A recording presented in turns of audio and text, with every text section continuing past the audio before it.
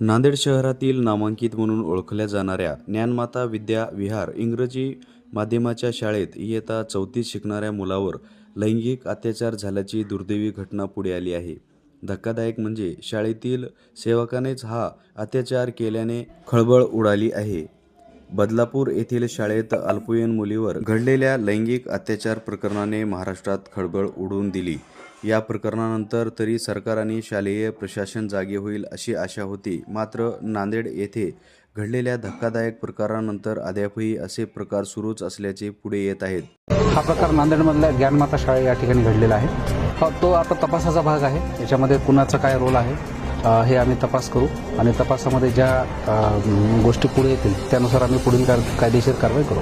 Sir, इतर शाळांना काय आवाहन करायचं? आम्ही शाळांना हेच आवाहन करतो की आपल्याकडे जो काही स्टाफ आहे त्या स्टाफचं आपण कॅरेक्टर व्हेरिफिकेशन करून घ्या आणि त्या स्टाफला पण त्यांच्या